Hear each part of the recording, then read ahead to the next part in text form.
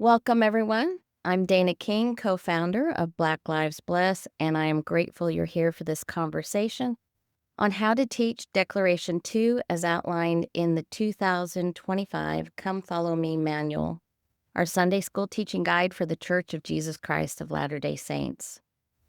It's not uncommon for gospel doctrine teachers to feel unsure about how to teach this challenging lesson, how to hold truth without causing harm.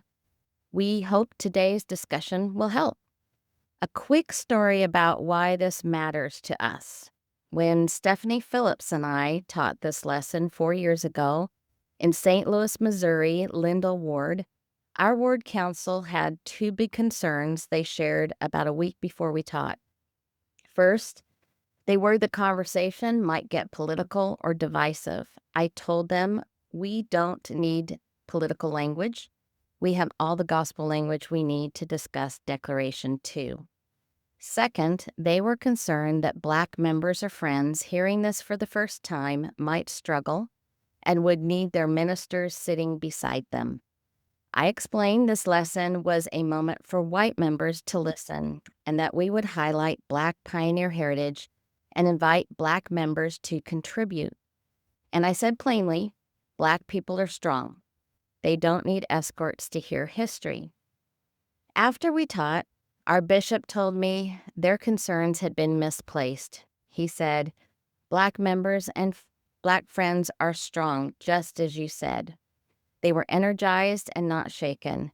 One investigating friend after came up to me with an enthusiasm, with a fist bump, and said with a big smile, "You were on point."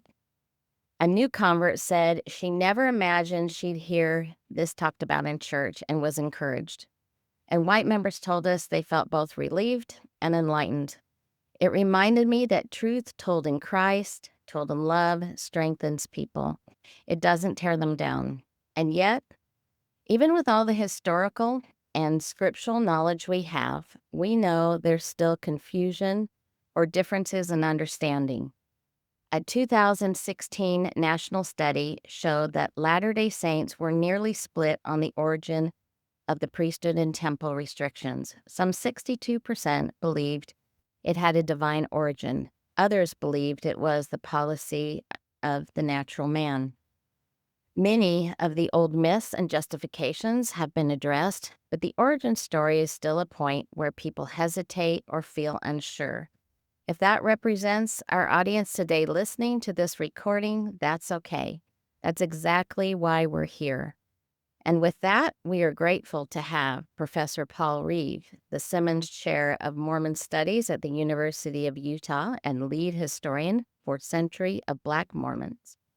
His work has helped Latter-day Saints understand this history more clearly, and today he is here to help us think about how to teach Declaration 2 with clarity and faith. We're also joined by a wonderful group of friends and leaders. I'd like them each to give a wave as I mention their name. Ramses Stewart Johnson, he is president of Black Lives Bless and former Genesis president in Texas. I have to brag, he does some serious barbecue, and this Thanksgiving, he and generous donors are feeding 100 unhoused individuals in Salt Lake City. Craig Daly also joins us. He serves as interfaith specialist in church communications in North Texas, and he is a pioneer heritage enthusiast. Bruno Pereira, he is a Sunday school president in Rockwood 2nd Ward, St. Louis, Missouri Stake. Stephanie Phillips, she is a member of St. Louis, Missouri Stake Legacy Committee working to support Black members. She regularly participates in discussions and activities around race with Descendants for Reconciliation, and I'm blessed to fellowship with her in my ward. Thank you all for being here. Let's begin. Paul, share with us how you might teach Declaration 2. Great. Thank you, Dana. So I'm going to try to just walk us through what my approach to this would be. And I'm starting by just simply pasting in what Come Follow Me offers for teachers if they were to approach this topic. So you can see here, this is the section on Official Declaration 2. It's combined with the Articles of Faith and Official Declaration 1. So that's a lot to tackle for anyone. And this is going to focus on how we might approach Official Declaration 2. The first sentence in the paragraph, I can trust in the Lord even when I do not have a perfect understanding. I think that's a principle of faith for everyone, regardless of the topic. The next sentence, we don't know why priesthood ordination and temple ordinances were not available to church members of African descent for a time. That sentence, as a historian, doesn't sit quite well with me. And so the focus of this presentation is on what we do know. And I, in approaching this topic, would simply start by finding out where my class was on the topic, meaning where are members of my class?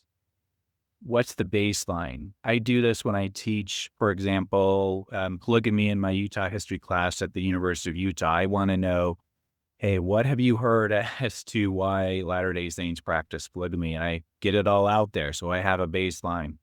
So I'm interested, what the people on the panel, what have you heard as the reasons for the racial restrictions?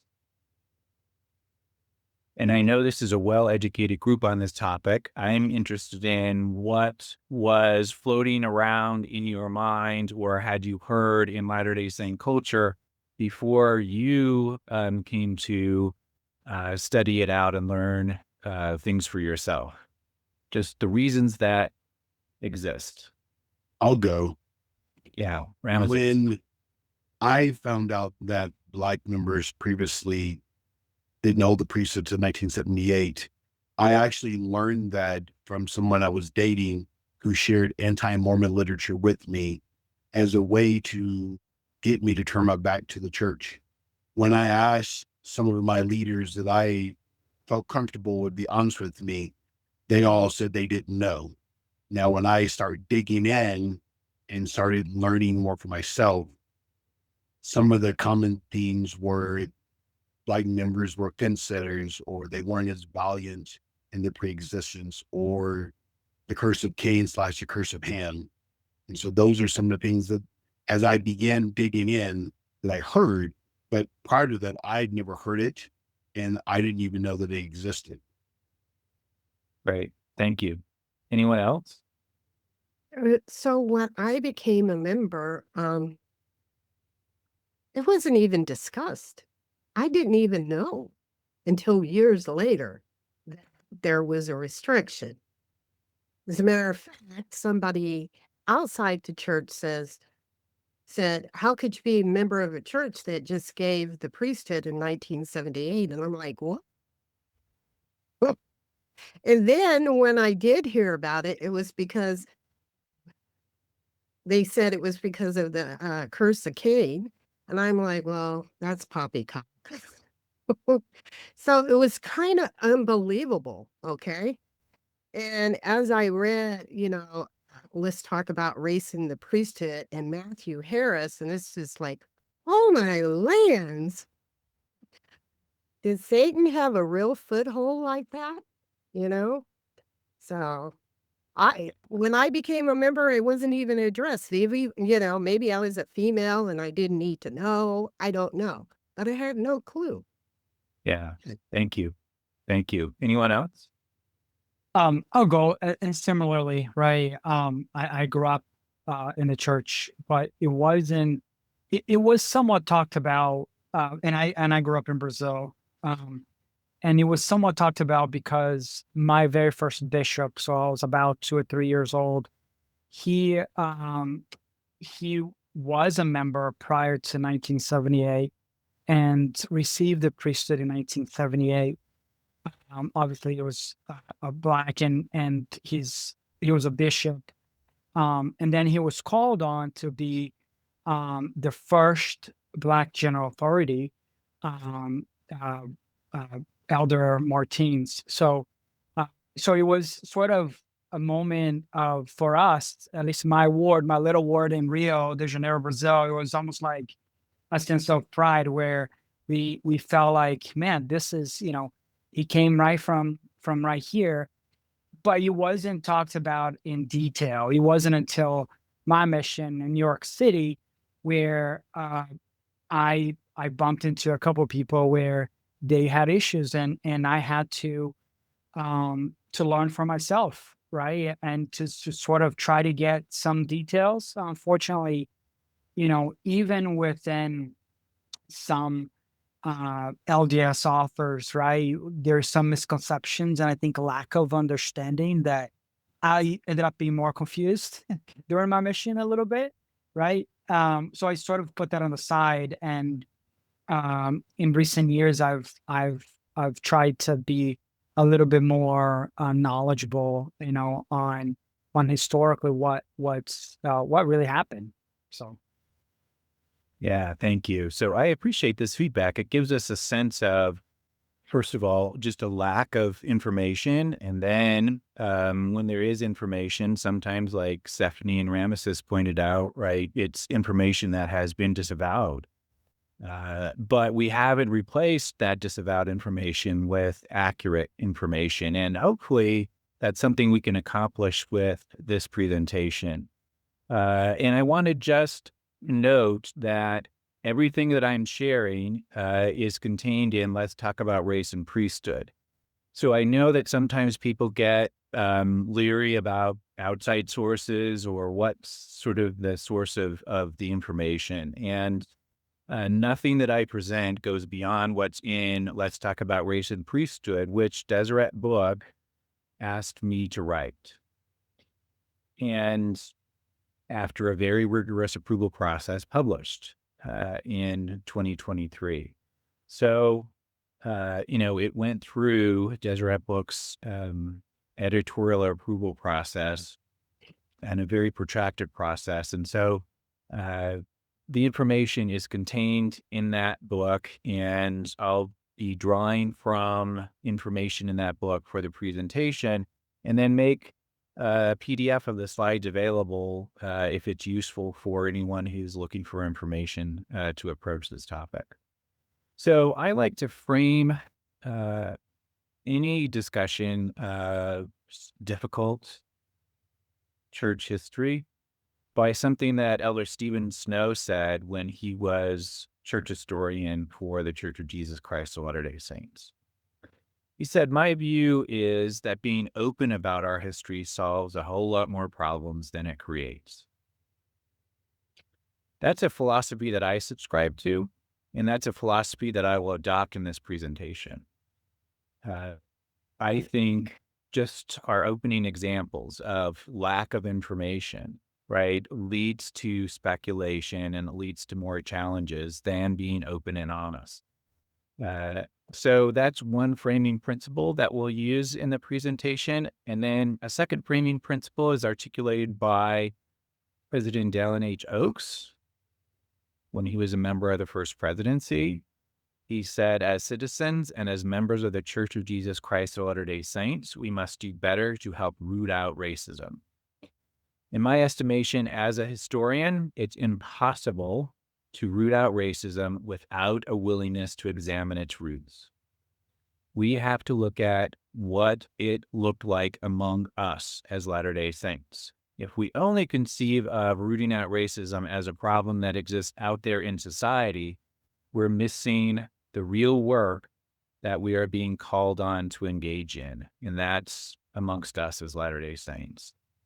And then the last framing principle is articulated by President Nelson in his talk, Let God Prevail. He articulated what I understand as an eternal principle.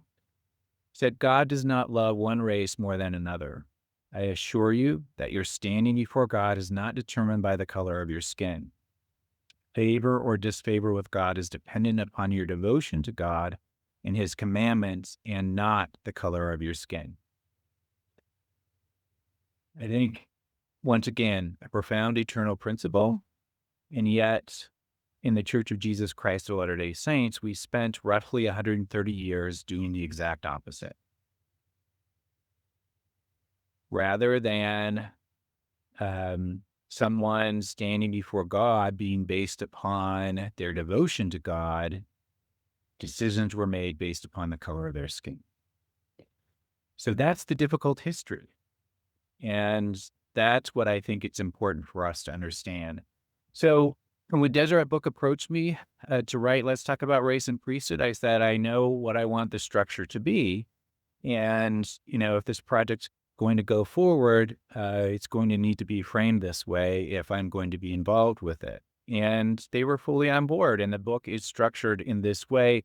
And this is just if Latter-day Saints were able to at least appreciate this history in these three phases, I think it might even help us to take a step forward, just understanding that the first phase was open priesthood and temples. The racial restrictions, in other words, were not in place from the beginning. There is no evidence, and you can read the Race and the Priesthood essay, which was approved by the First Presidency and the Quorum of the 12. It reiterates there is no evidence that traces the racial restrictions to Joseph Smith. First couple of decades, open priesthood and temples. Then the next phase, beginning under Brigham Young, he first openly articulates or publicly articulates a racial restriction, even though he's privately articulated one as early as 1849. He's publicly articulating one by 1852.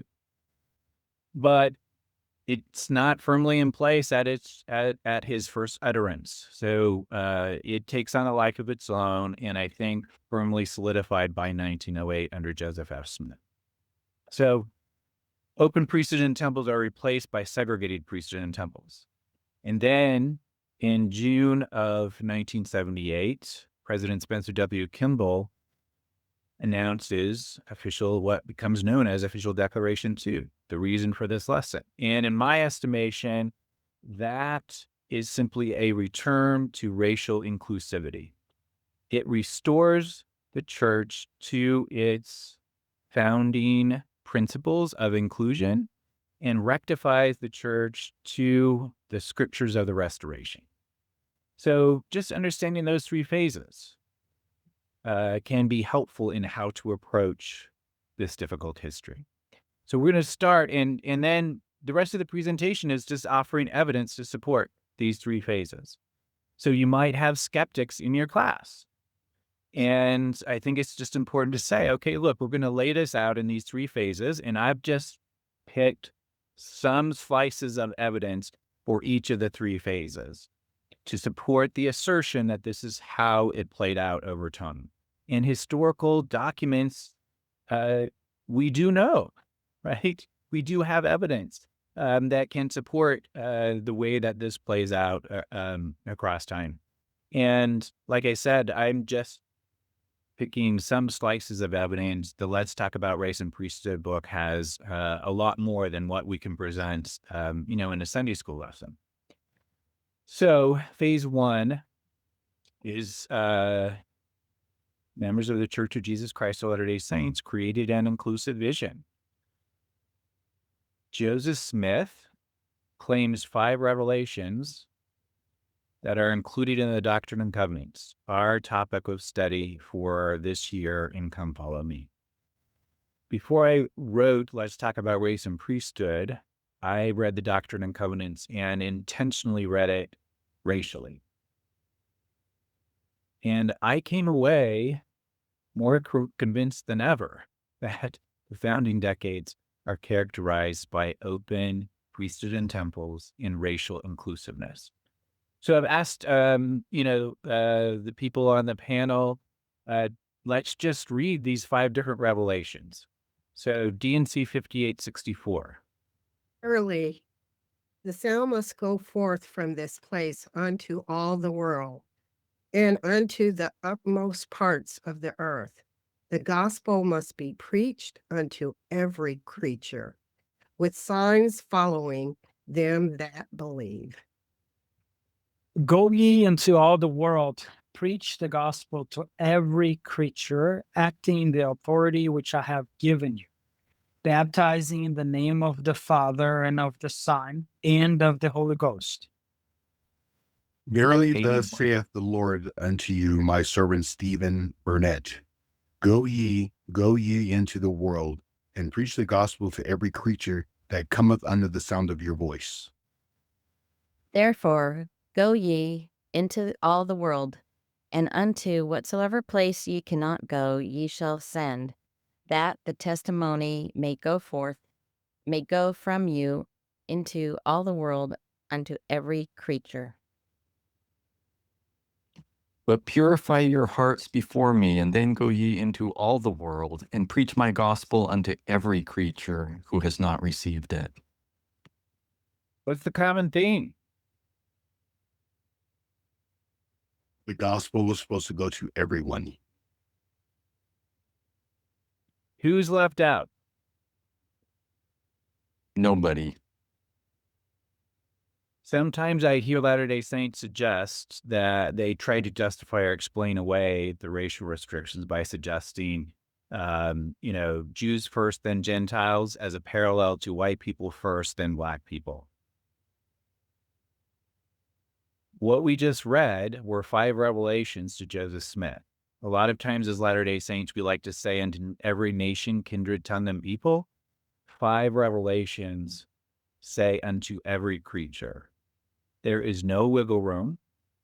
The gospel was meant for everyone. It's a command 5 different times to take the gospel to every creature. There's just no wiggle room at all. This is the universalism bound up in our scriptures. Let's look at D&C 38:16. And for your salvation I give unto you a commandment, for I have heard your prayers, and the poor have complained before me, and the rich I have made, and all flesh is mine, and I am no respecter of persons. What do you think Jesus means? This is first person voice. All flesh is mine. He claims everyone. He claims all of us. And he hears all of us. Yeah, so what color of flesh does Jesus Christ not claim as his own? He is, once again, articulating universalism, right? Everyone is his child. He's claiming all flesh as his own.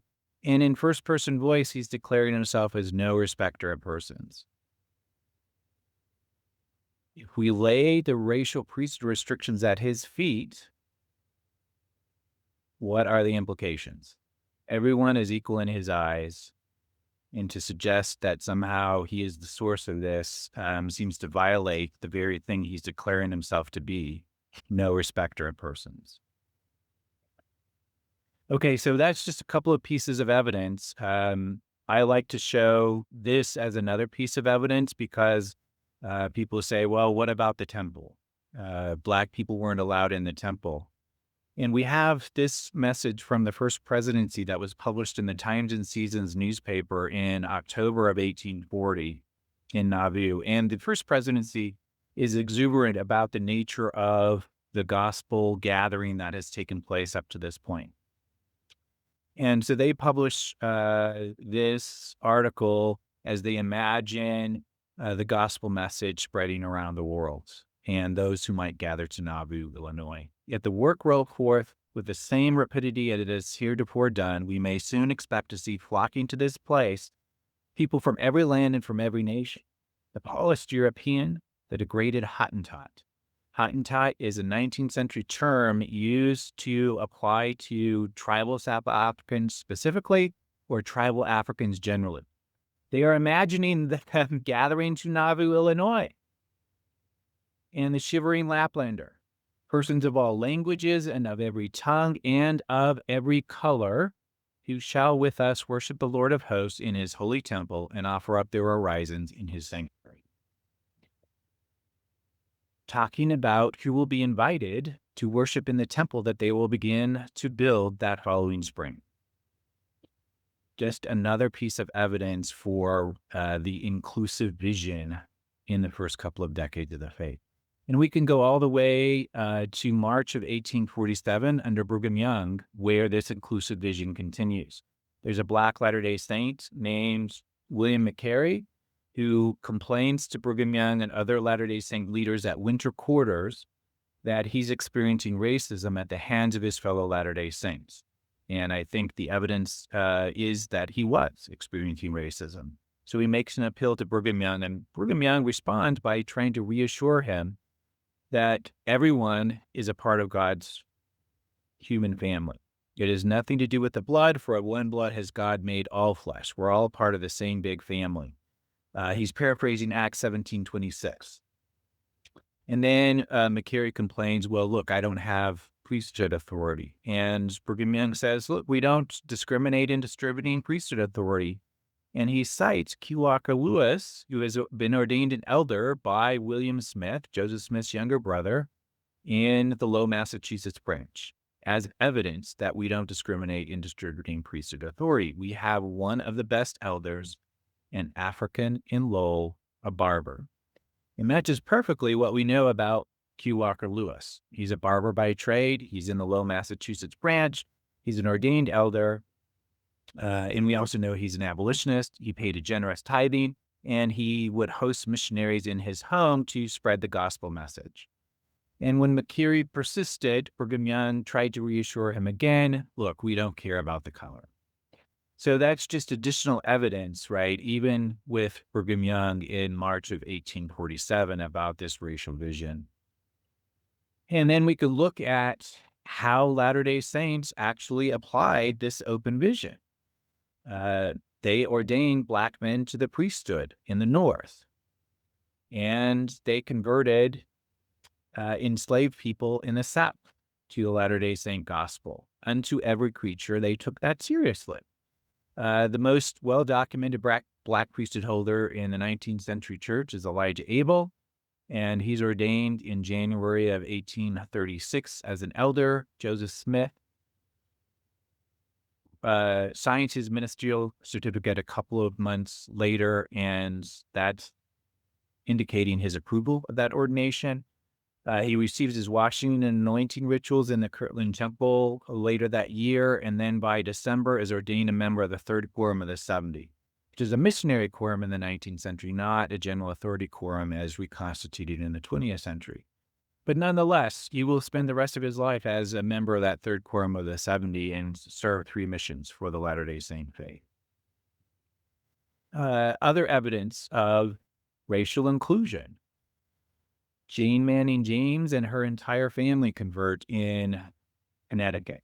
And her brother, Isaac Lewis Manning, baptized in December 1842, will pay a 25-cent tithing in May of 1843, and then with Jane and the rest of the family migrate to Nauvoo.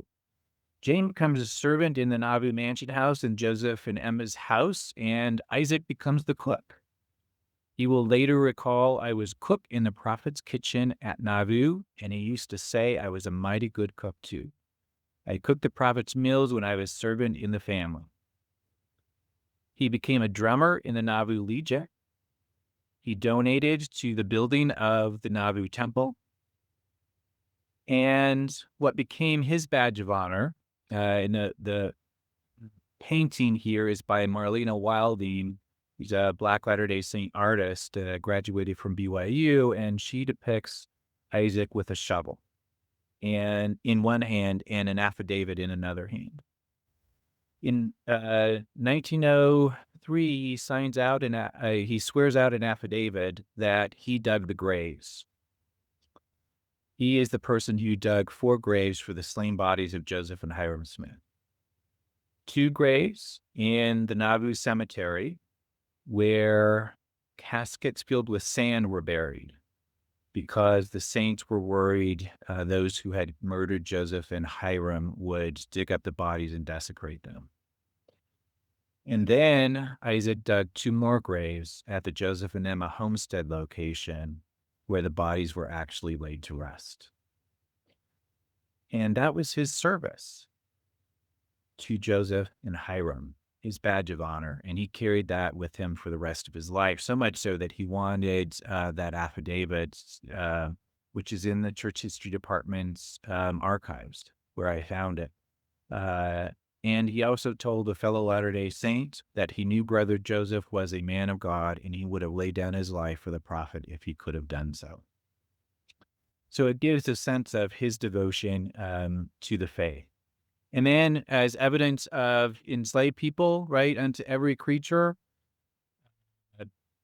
Samuel Chambers is converted in Mississippi in 1844. He's 13 years old. He's a one-person congregation. There's no one else for him to worship with, but he maintains a spark of faith for over 20 years. He will later recall, although in bondage for 20 years after receiving the gospel, yet I kept the faith.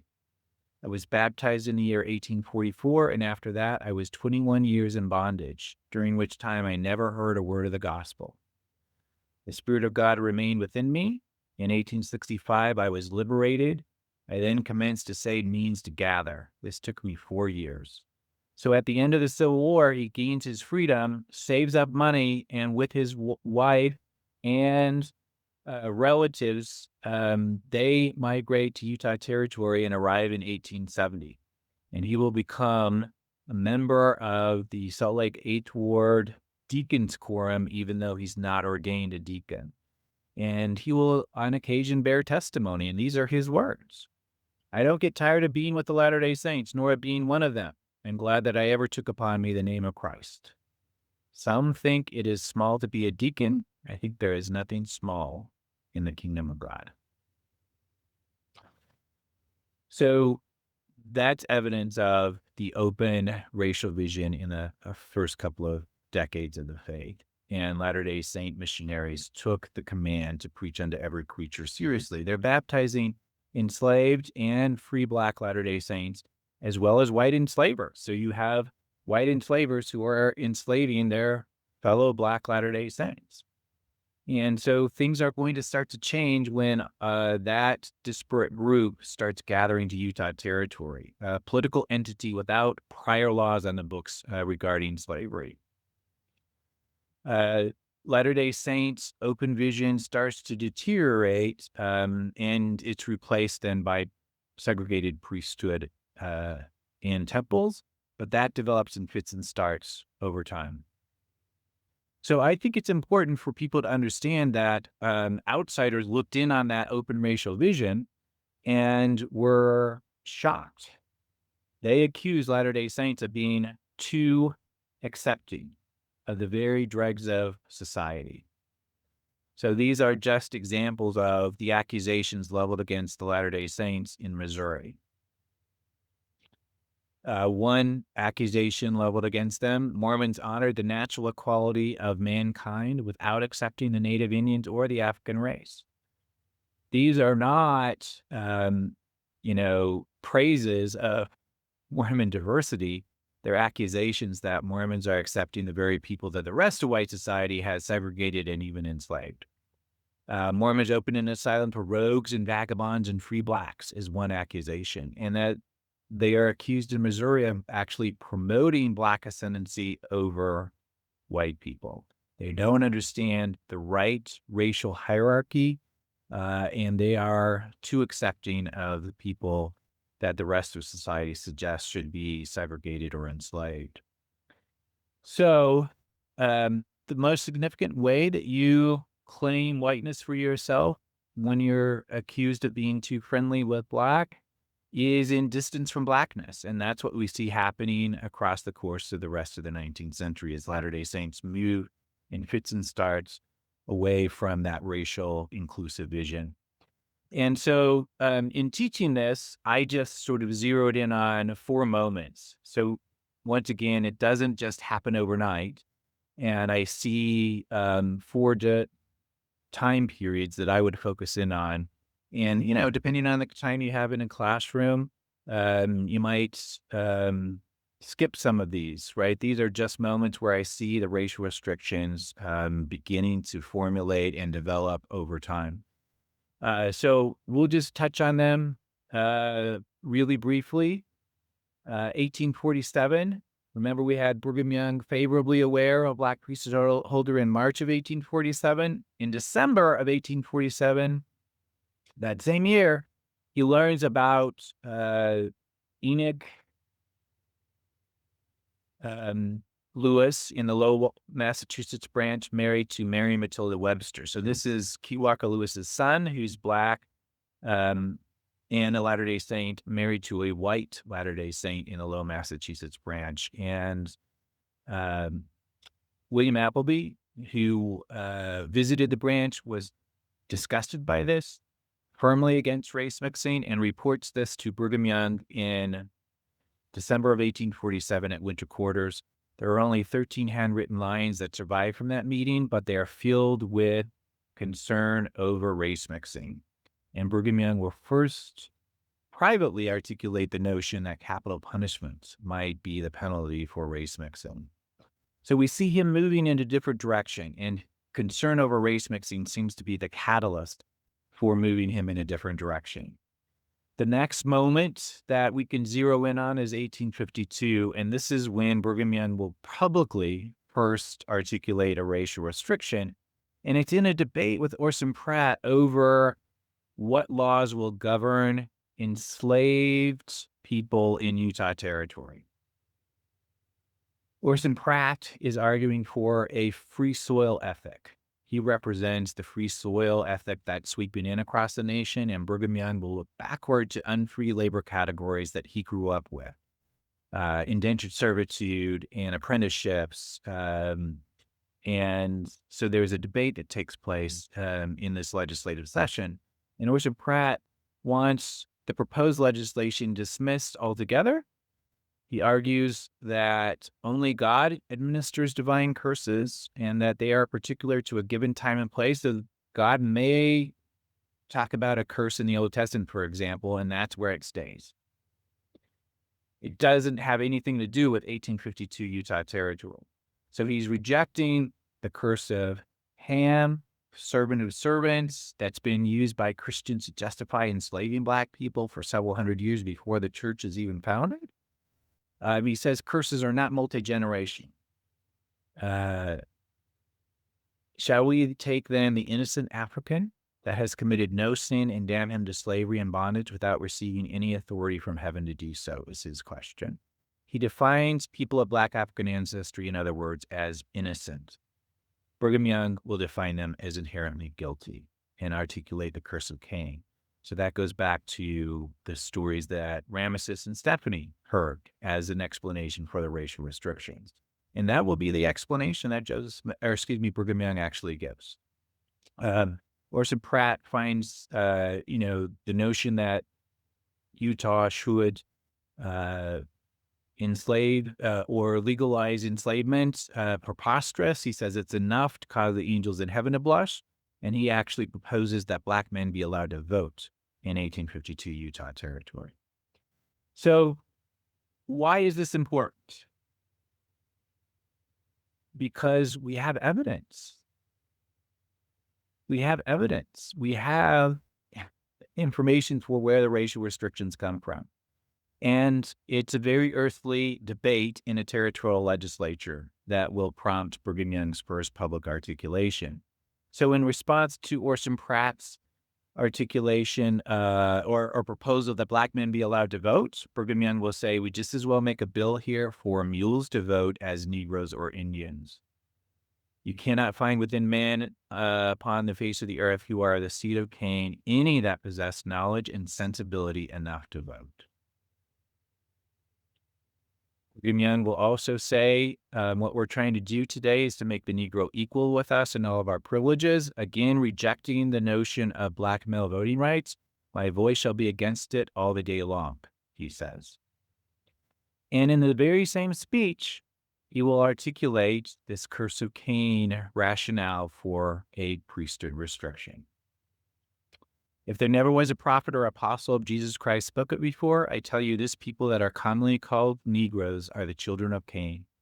I know they are. I know they cannot bear rule in the priesthood in the first sense of the word. And he will say that people of Black African ancestry are cursed descendants of Cain because Cain killed his brother Abel. All of Abel's descendants, who he presumes to be white people, will need to get the priesthood before any of Cain's descendants can receive the priesthood who he presumes to be Black people. It's a violation of the second article of faith. Joseph Smith said, "We are held accountable for our own sins, not for Adam's transgression," and yet Brigham Young is holding the supposed descendants of Cain accountable for a murder in which they took no part. So Orson Pratt does not buy this, and in fact rejects Brigham Young's only rationale for the priesthood restriction. We have no proof that the Africans are the descendants of old Cain who was cursed, and even if we had that evidence, we have not been ordered to inflict that curse upon that race, is Orson Pratt's response. So once again, the context is earthly, and Orson Pratt rejects Brigham Young's only rationale for our priesthood restriction. So we do know, we do have evidence. We have speeches that are recorded and are found in the Church History Library archives. Hopefully it goes without saying that Orson Pratt is correct, that we have no proof that Africans are the descendants of old Cain. That's an idea that predated the founding of the faith for several hundred years. And Brigham Young brings it into the faith and gives it theological weight in 1852. Tragically, Pratt will then articulate in 1853 the notion, well, maybe Black people were less valiant or neutral in a pre-existence, and that's why they're born into Black skin. So the debate between these two men produced the two reasons that actually are given for the racial priesthood and temple restrictions all the way up into the 20th century. And you saw both Ramesses and Stephanie hearing those explanations, right? They kind of exist amongst us as Latter-day Saints. It's important to remember they have been disavowed by the First Presidency and the Quorum of the 12 Apostles. They are not valid. Okay, so the other moment then that we can focus in on is 1879, because Elijah Abel applies for to be sealed to his wife, who has predeceased him. She dies in 1877. She's another Black Latter-day Saint pioneer. And the leader of the faith, John Taylor, doesn't know what to do. So the point I'm trying to make, once again, if the racial restrictions are unambiguously in place when Brigham Young first utters them, then why would the leader of the faith, John Taylor, need to conduct an investigation? In fact, that's what he does. That's why 1879 is another important moment in the development of the restriction, because John Taylor conducts an investigation. And he sends Joseph F. Smith to interview Elijah Abel. And these are the notes of that interview in Joseph F. Smith's handwriting.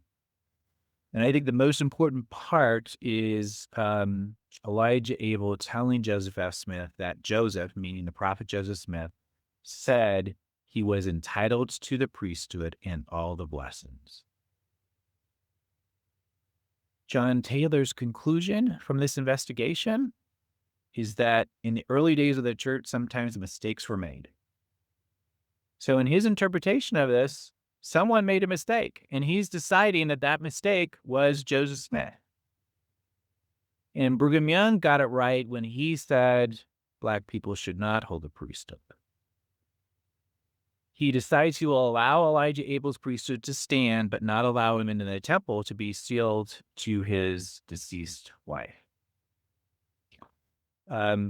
Remarkably, Elijah Abel will then be called on a third mission in 1883. And as a 75-year-old, he's sent back to Ohio, where he will serve until he returns and then passes away just 2 weeks after his return to Salt Lake on Christmas Day in 1884. Joseph F. Smith is the person who lays his hand on Elijah Abel's head and sets him apart for that third mission. So John Taylor's interpretation, right, We're not going to violate the precedent that Brigham Young established, even though Brigham Young's precedent is a violation of Joseph Smith's open priesthood in Texas. So it starts to take on a life of its own and accumulate growing precedent across the course of the 19th century. So we get to the last brick in this wall, 1908. And I think the racial restrictions are firmly put in place under Joseph F. Smith. The first presidency, like the rest of the nation, will adopt a one-drop policy in 1907. The rest of the nation, after Plessy versus Ferguson, where the Supreme Court says you can segregate, and Homer Plessy, who's used in that court case, is 1/8 of African descent. So his ancestry is more white than black, but the Supreme Court says you can still legally segregate him. And that gives rise to what are called one-drop laws, meaning one drop of African ancestry. You can have 99 white ancestors and one black ancestor, and you can still be legally segregated in states that adopt one-drop policies. And the first presidency will adopt a one-drop policy in 1907 for priest ordination and temple admission. Fits into this bigger context where the rest of the nation is grappling with, hey, who can we legally segregate? How much African ancestry does a person have to be legally segregated? So the first presidency says the descendants of Ham may receive baptism and confirmation, but no one known to have in his vein Negro blood, matters not how remote a degree, can either have the priesthood in any degree or the blessings of the temple, no matter how otherwise worthy he may be. And then the restrictions are solidified. And why I think this is the last brick in this wall of segregation is simply because Joseph F. Smith in 1908 creates a new memory moving forward. And that memory then will become the memory for the church in the 20th century. And we have, 5 data points for Joseph F. Smith. We can see what happens to his memory over time. In 1879, he defended Abel's priesthood as valid because he interviewed Elijah Abel in person. In 1883, he set Elijah Abel apart for that mission. In 1895, he reminded LDS leaders that Abel was ordained to the priesthood at Kirtland under the direction of the prophet Joseph Smith. Then the slippage starts. In 1904, he called Abel's ordination a mistake that was never corrected. And in 1908, he claimed that Abel's priesthood ordination had been declared null and void by the prophet himself. So the new memory for the 20th century becomes the racial restrictions were always in place. Human beings had nothing to do with it. God put them in place, and it will take a revelation to get rid of. And in fact, it does 70 years later take a revelation to get rid of. At the same meeting in 1908, Joseph F. Smith says that missionaries should not take the initiative in proselyting among the Negro people. But if Negroes or people tainted with Negro blood apply for baptism themselves, they might be admitted to church membership in the understanding that nothing further can be done for them. We started by reading 5 revelations unto every creature. By 1908, the leadership is saying stop proselyting in black neighborhoods. So you see change over time and the violation of the scriptural mandates that we started by reading. And it's us to understand why the Church of Jesus Christ of Latter-day Saints becomes known as a white church in the 20th century, because leaders made deliberate decisions. So accused of being too accepting in Missouri, rogues and vagabonds and free blacks. And by 1908, one way you find acceptance is to exclude black people. And the leader of the faith decides that missionaries should stop actively preaching amongst black people. Okay, so then that just gets us, obviously skipping a lot. And we jump then to June of 1978, and that is the return to racial inclusivity. That restores the faith to its founding universalism and rectifies it to the scriptures of the Restoration. And I like to just close with the example of Frida Lucretia McGee Ballou. Because we often talk about a priesthood restriction, but we have to remember that Black men and women were also barred from the temple. Frida is baptized in a creek outside of Tylertown, Mississippi in June of 1909 with her entire family. She grows up in a Black Latter-day Saint family outside of Tylertown, Mississippi. She recalls, "We always had prayer morning and night and scripture study before going to bed. Once in a while, missionaries would come by and spend time teaching us more about the gospel.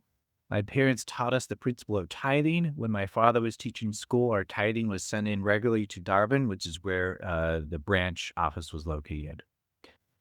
And she actually had a profound faith in tithing. At 25, she married Robert H. May Jr., but she described it as a very unhappy marriage. He didn't allow her to attend worship services. She says he didn't like Latter-day Saints. Nonetheless, she continued her private scripture study and prayers, and anytime she got a little money, she put a portion away in her trunk for tithing. When her husband's children were old enough to take care of themselves, she divorced him and moved back in with her family. And she said, "The money I had been saving in my trunk all those years was joyfully turned into the church as her tithing." Imagine her faith. She eventually will move to New Orleans. She'll meet and marry the love of her life, Rudolph Ballou. In 1944, she falls sick in bed. She doesn't know that there's a branch of the church meeting in New Orleans. She sends a letter to the mission office in Atlanta asking for missionaries to come and give her a blessing. In the meantime, Rudolph finds the branch president in New Orleans, and he shows up with the partner, not aware that there's a Black Latter-day Saint in New Orleans. They're in a Black neighborhood, not sure they're in the right location. They see the Liahona, which is a Southern States Mission newsletter, on her nightstand and realize they must be in the right place. They are both so taken by the experience and the faith that existed in her home that they both write it down. One of them sends it into the church news. The faith which led Sister Ballou to write to Atlanta and wait patiently through her suffering until those bearing the priesthood could reach her and give her a blessing was such as I had not witnessed in all my experience. I was astonished at my own confidence in the blessing that I pronounced upon her head. He checked back with her 2 days later, and she said, "Got out of bed the next day, and I've been feeling fine ever since." She then knew that she had a branch to worship in and worshiped in the New Orleans branch and then ward for the rest of her life. She gave a talk in state conference in 1982, and in that talk, she described July 21st, 1978 as the happiest day of her life. On that day, she had traveled 1,000 miles to the Washington, D.C. temple to be sealed by proxy to the love of her life, Rudolph Ballou, who had predeceased her. And that branch president who had found her sick in bed in 1944 stands in as proxy for Rudolph in that ceremony. Frida waited 69 years and 23 days from her baptism to be allowed to enter a Latter-day Saint temple. I want to remind us of what President Nelson said. Your standing before God is not based upon the color of your skin, but upon your devotion to God. Before June of 1978, Frida could answer the temple recommend questions exactly the same as a white person, and the white person admitted to the temple and Frida denied. Not based on her devotion to God, but based on the color of her skin.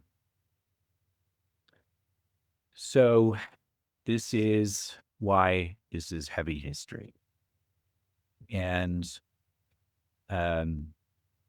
I would just like people to stop and consider what kind of Zion can we create and how do we learn from this difficult history and move forward doing better, rooting out racism. I like to conclude with Samuel Chambers' witness. The gospel is not only to the Gentiles, but also to the African. For I am of that race. The knowledge I received is from God. I pray that we may be as one to build up the kingdom of God. And Samuel Chambers' prayer is my prayer as well.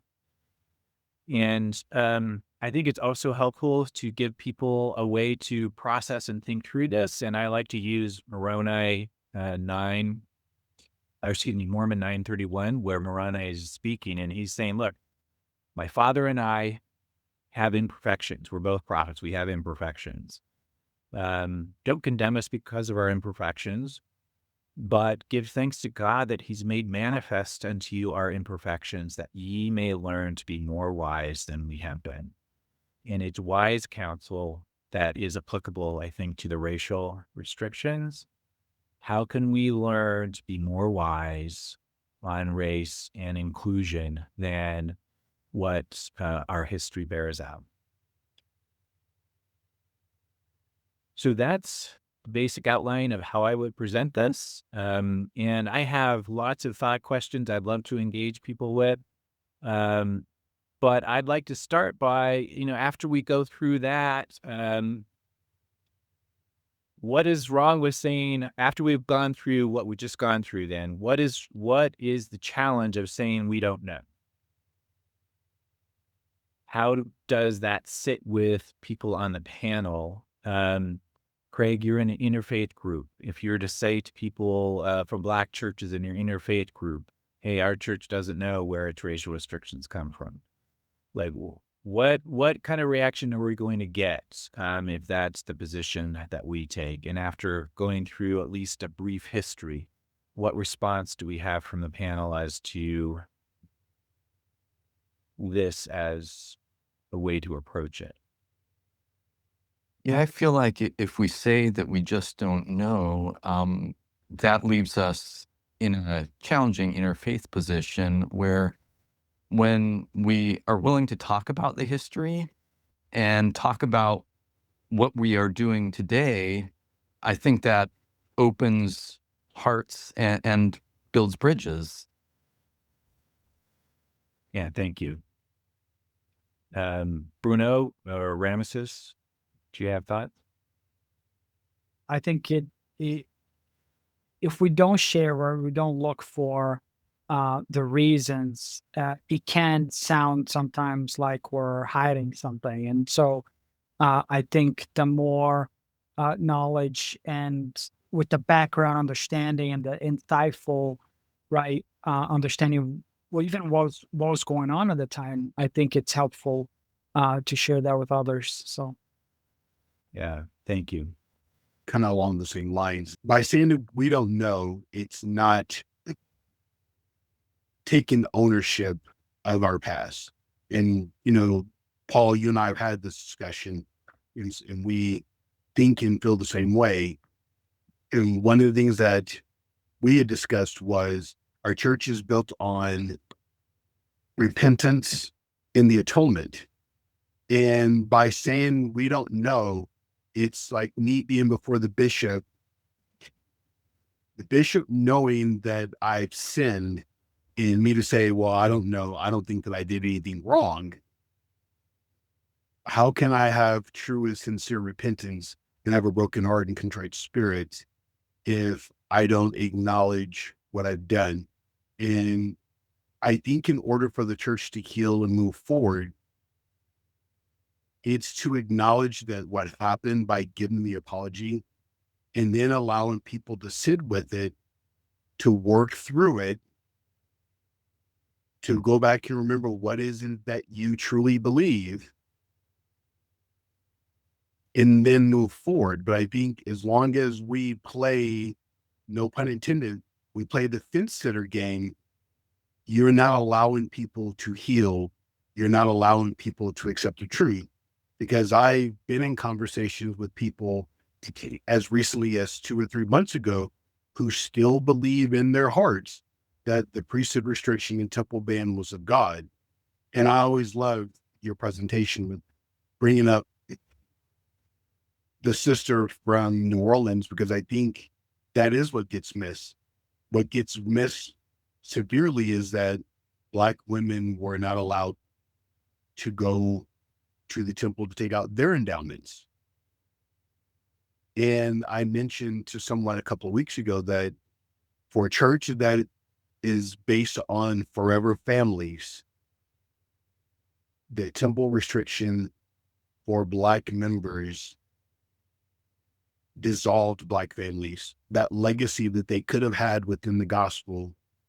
I've had the chance to talk with members of Green Flake's family, and I think where they could be if Green could have gone to the temple and been sealed with his family.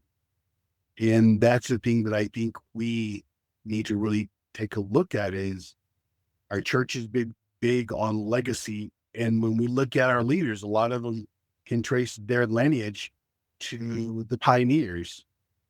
There's a whole lot of Black people who were pioneers whose legacies have been eradicated because they weren't allowed to go to the temple and be sealed together as families for forever. Yeah. Yeah. Thank you for sharing. So when I was second counselor in the young men's presidency in my congregation, we had a lesson on the attributes of God, and the lesson manual said, God is no respecter of persons. We read Jesus Christ declaring himself no respecter of persons in D&C 38:16. And I had a deacon who sat and pondered that for a minute and then raised his hand and said, if God is no respecter of persons, then why did he curse Black people with black skin? That's a 12-year-old in 2010. Right? Those kind of understandings being passed to the next generation. So why is it important for us to be open and honest about our racial past? We are going to continue to sit in this kind of position with the notion that that Black people are cursed by God, unless we have open and honest conversations and recognize that the first presidency and Quorum of the 12 disavowed that in the race and the priesthood essay. Right? We have to actively teach it. We have to actively teach it. We can't just go silent. I wanted to point out that in the Let's Talk About Race and Priesthood book, I say this. I do not believe the racial restrictions were of divine origins, and Deseret Book published it. It's okay, in other words, to have that position. And I think that's where the evidence is.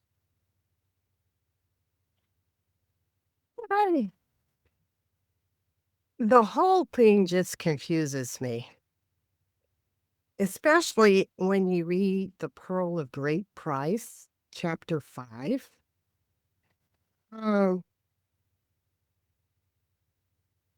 the Lord said in 540, he says, I will set a mark upon Cain, lest any man finding him should kill him. The mark was a mark of protection. And so anybody who did anything against Cain after killing Abel had to answer to God. So why is it that a group of people think that this mark was to give them free reign to treat Cain or his descendant in any way? The mark was a mark of protection if you read the scripture correctly. So I have no words. It's just like, how did you come up that A plus B equals Z? I I I can't even I can't fathom that, you know, and it's just beyond me. It is just beyond me, and it makes me just weep. It just makes me weep in spirit, you know. Yeah. Thanks for We sharing have to that, do Steph. better, you know. And the other thing is saying that we don't know why. When you use the vocabulary like that, it's worse than disemboweled. At least disembowel means you knew, but you're going to claim you didn't know.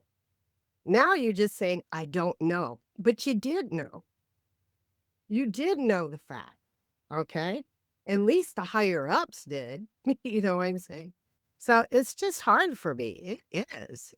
And I have no words beyond that. Yeah. Thank you for sharing that. It is hard. I agree.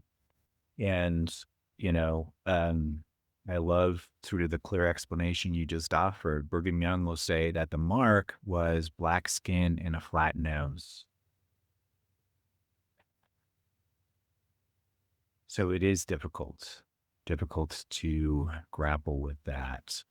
Those were ideas that predated the founding of the faith, and he's bringing them into the faith with him and ignoring the very scriptures that you are pointing to. Yeah. Dana, I think you had something. No, I just adding to Stephanie, we're both in the same ward, and it's just the to say we don't know why is disturbing. I've asked missionaries in our ward for the last 18 years. Because we are in a predominantly Black community, if someone were to ask you about the racial restrictions, what would you say? Most of the time, their answers are, we don't know, or awkward, or they use some of the other things we've heard before, fence sitters and so forth. It's rare that somebody with confidence says that they know. And I'll point them to essay on the priesthood. Some of them have not, race in the priesthood. Most had not read it. It's not out there. But it makes me think, it makes me super sad, very sad, because we're all supposed to be witnessing of Christ. And I've been thinking about this a lot lately, that Christ asked his disciples, who do you say that I am? And when I have fellow Latter-day Saints saying that we don't know, leaving room for it to be of divine origin, it makes me wonder, well, who do we think Christ is? And then how does that affect who we think he is? I believe affects our worship and how we see other people. And this is about truth first and foremost. First and foremost. So I struggle with that. And I just would have Latter-day Saints sit with that question that Christ asks his disciples to ask ourselves. Who do we say he is? Regardless of all the research you bring up. When I was young, I was 16 when 1978 happened. But prior to that, I was a convert when I was 9 years old. And I first learned about this from my teachers, who had no problem telling me, really, this lie. Um, you know, they had been told it themselves previously, or they had learned it. And yet now, after 1978, we struggled to tell the truth. And that was slightly traumatizing to me as a child because I struggled with that. I almost left the church over it. I mean, I really wondered. And for a time, I did go inactive. Um, and it was really difficult for me. And I know it's difficult for a lot of people. So, and it still is. And I would like us all to, in unison, in choir and chorus, to say who we believe God to be, and not to bear, I believe it bears false witness to ascribe this to God. Yeah. Thank you. Another question that I sometimes ask in these conversations is just from the Sermon on the Mount. Jesus says, by their fruit ye shall know them. What are the positive fruits of the racial priesthood and temple restrictions? A lot of damage was done. There aren't any. There aren't any. And the other thing that we're learning, especially with the Century of Black Mormons database, is that the racial restrictions didn't work. If one drop is a policy, I'll just go back and share my screen just really briefly again.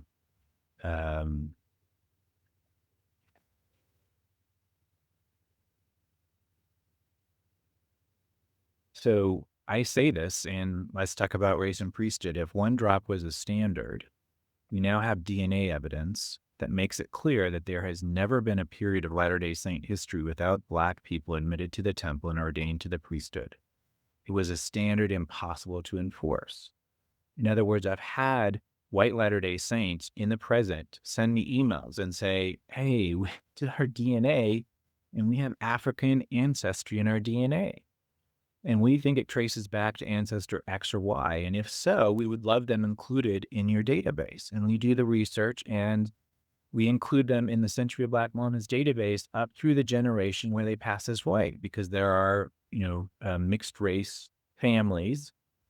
And at some point, some of these families pass as white. And then they're ordained to the priesthood and go to the temple, and they have more than one drop of African ancestry. So Century of Black Mormons traces these people up through this generation that passes white. There are literally thousands of people who fit this category, literally thousands who had African ancestry who were going to the temple and receiving the priesthood.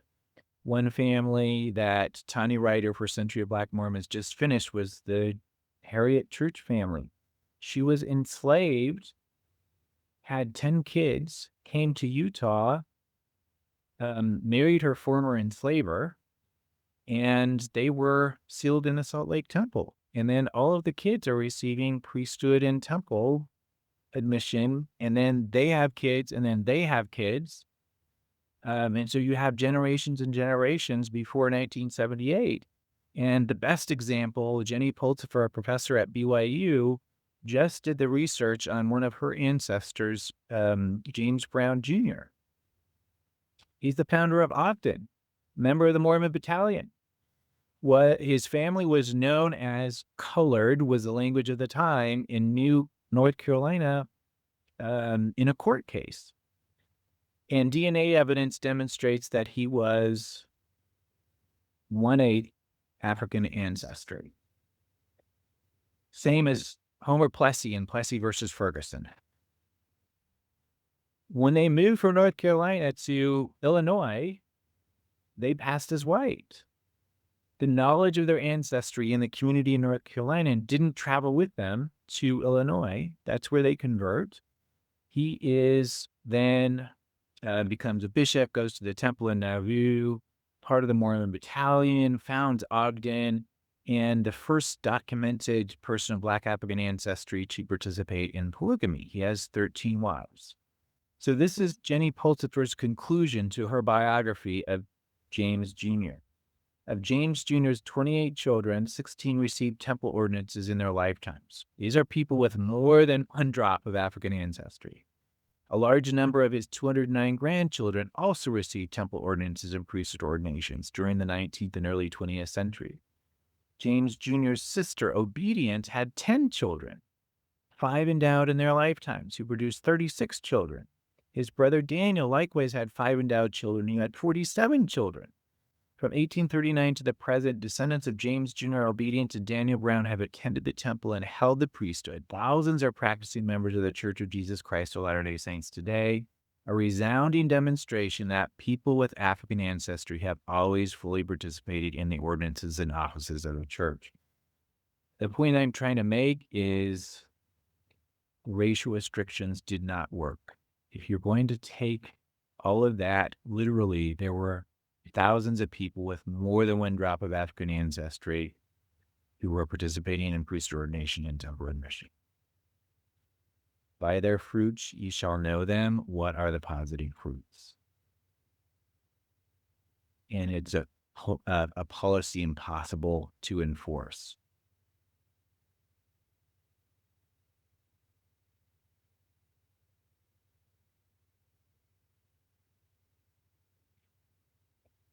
Any other thoughts or comments?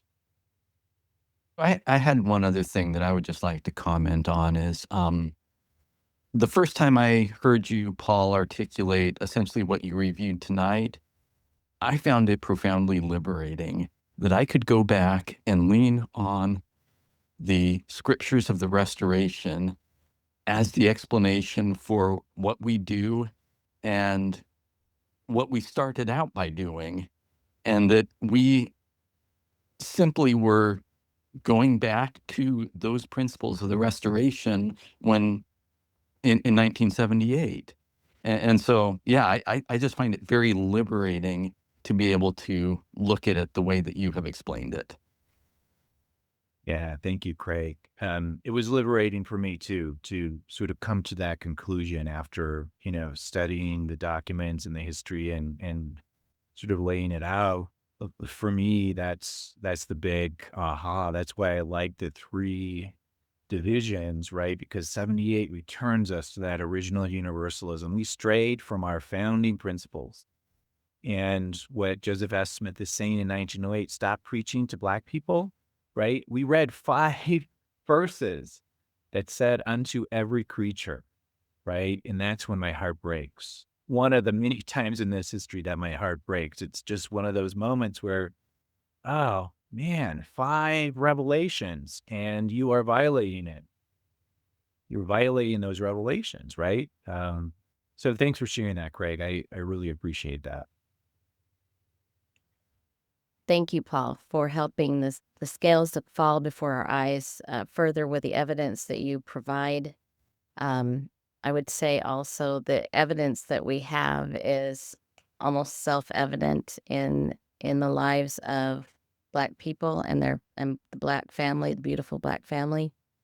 And that's something we like to focus on at Black Lives Bless, is to widen our lens, to see our Black family, to claim our Black family, to restore our Black family, and whatever that means, and get to know the Black people in our communities. It is a rich heritage, one that is beautiful, that goes beyond faith and obedience. There is something truly special that we can learn because of their lived experiences and the special witness that they have of Christ.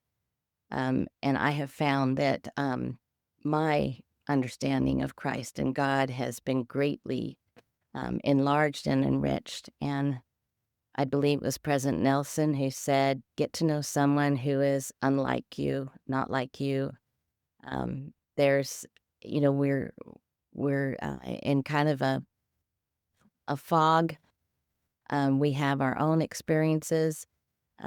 We don't know all the experiences people have had with God. And so we are dependent and needful of each other, and we need each other to survive and to know God and Christ. I hope that's an invitation for people. I like what Craig said, that truth can really set us free. And I also, likewise, that going back to our roots, um, I think is what this can bring about. So to me, it's faith enriching, and I hope people who listen to this will understand the outcome of really digging into Declaration 2, what that can do for us to center us in Christ. Thank you all. I hope you find it helpful. We'll share with a lot of people on blacklivesbless.org. And you can find us on Black Lives Bless Facebook page. If you have questions, you can email us through blacklivesbless.org or also on our Facebook page. And we want to thank Faith Matters also for letting us share this story with their audience as well. And thank you all. And carry on. Thank you. Thank you.